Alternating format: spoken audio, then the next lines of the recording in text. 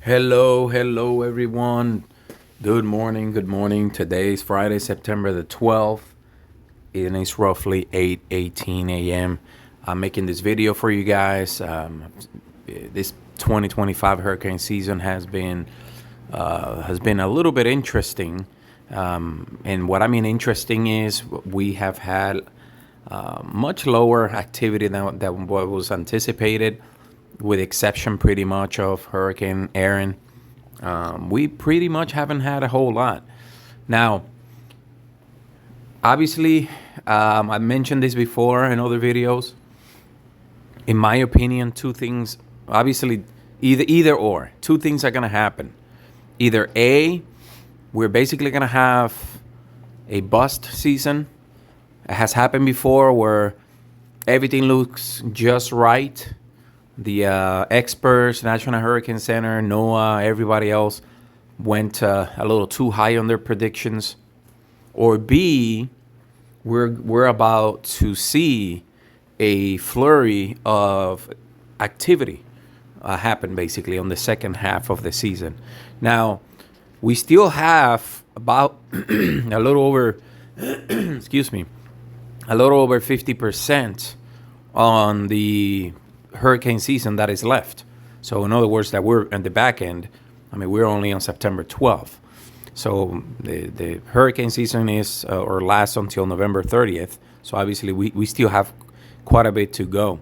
Now, the interesting thing is I'm starting to see obviously the patterns, the atmosphere patterns are starting to change.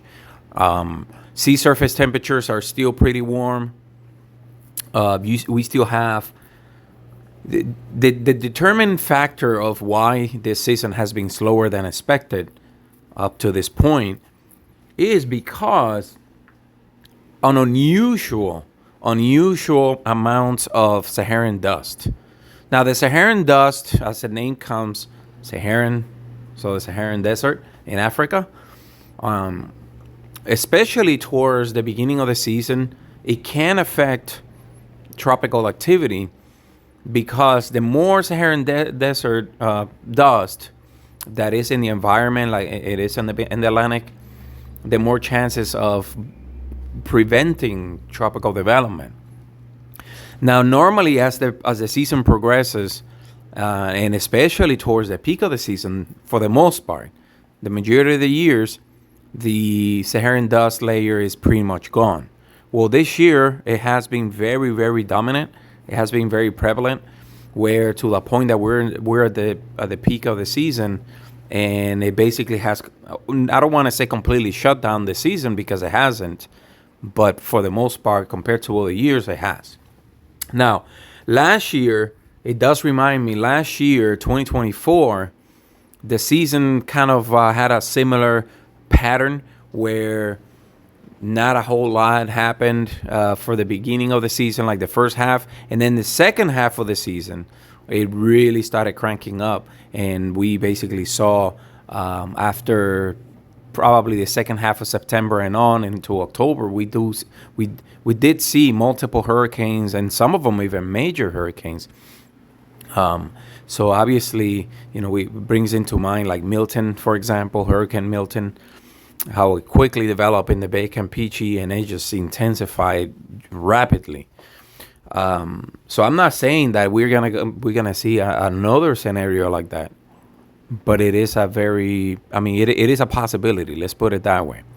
At least, even if we don't get multiple, at least we should see at least one more hurricane, and potentially a major hurricane at least.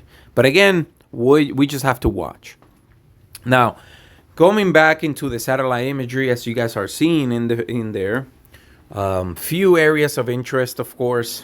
We do have this here in the middle of the Atlantic, kind of blowing up.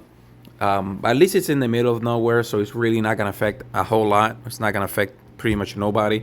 Then we have this area here, this wave that emerged into off the African coast into the Atlantic, into the Eastern Atlantic. And that wave right now, the National Hurricane Center is giving it I believe it was a 40% chance of development. So I will go over that in a minute. But we'll see. I mean, it's pretty. It's pretty. It's not too far north, but it is very close to where Aaron was, and we know what ended up happening with Aaron. Basically, intensified quickly, but it just curved out to sea. So I have a pretty. I have a. I don't want to say a high degree of conviction that this is gonna have.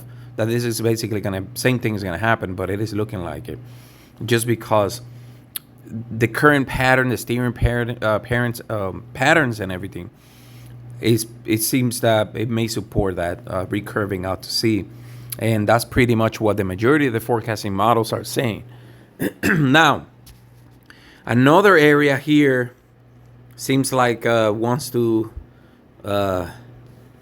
some convection wants to burst. I mean, and it's really bursting. I mean, the water temperatures in that area are really really high.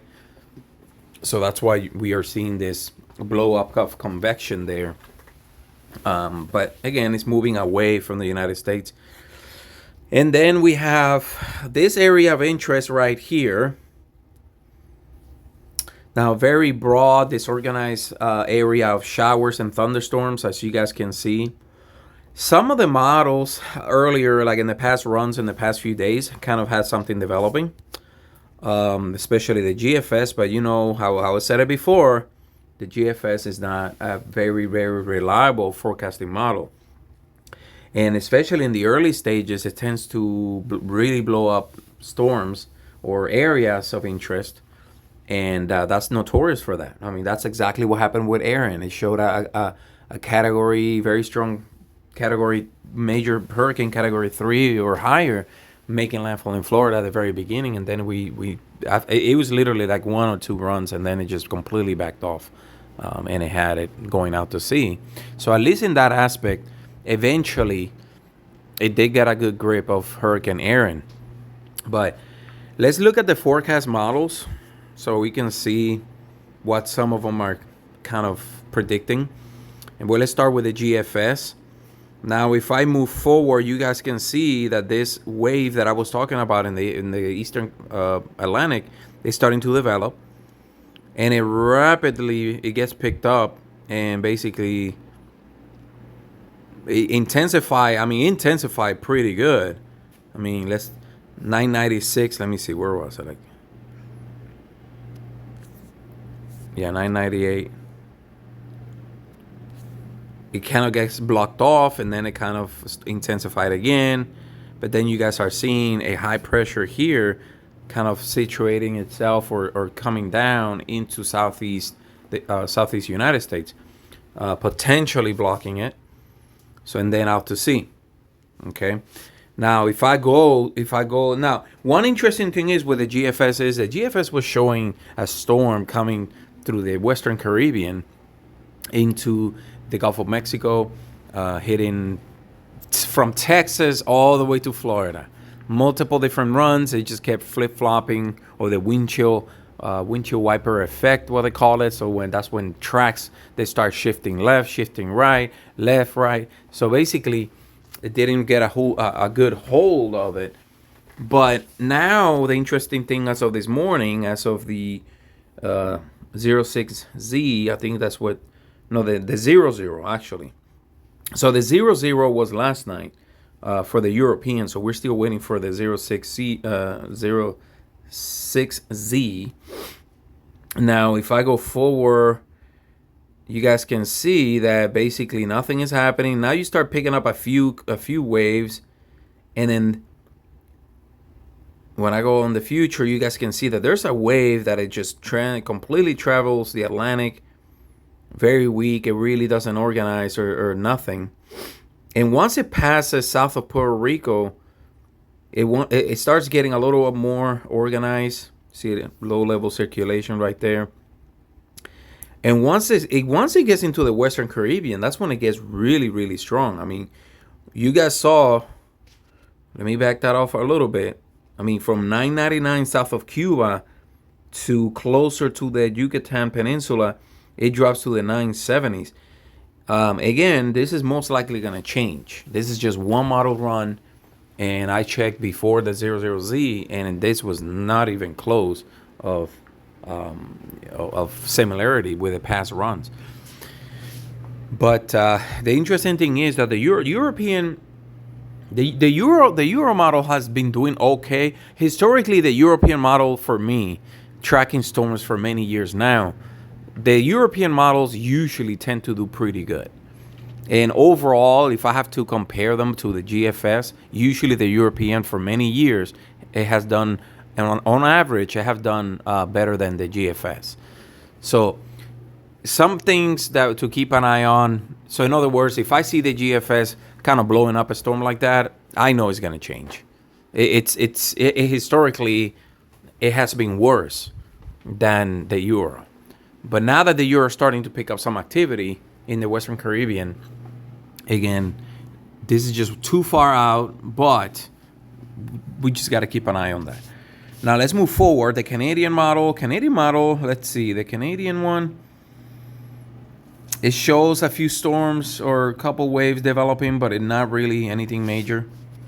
The Icon, the German model basically the same thing, just a wave in the Central Atlantic towards the end of the run.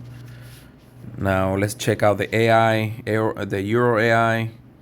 Same thing. The Euro AI has that wave curving out to sea, but it does show towards the end of the loop. It shows quite a bit of moisture in the environment there, which again is nothing major. But when you have that kind of moisture, a lot of upper heat content. So in other words, there's a lot of heat in the environment. It's really warm sea surface temperatures. Those are opportunities for something to develop. But again, it's one of those things that we have to keep an eye on. But I didn't want to make this video I don't want to make it any longer than what it is now.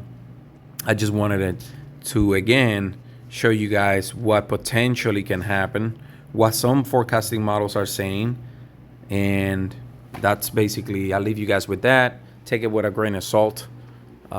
It's not it may not happen at all, but again, I have mentioned it before, once you start getting consistency within the models and multiple models saying the same thing, that's when we need to start paying attention. But so far it's just the Euro.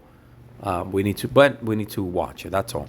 Appreciate you guys watching. Don't forget to comment on this video, subscribe, like this video, get the YouTube algorithm going.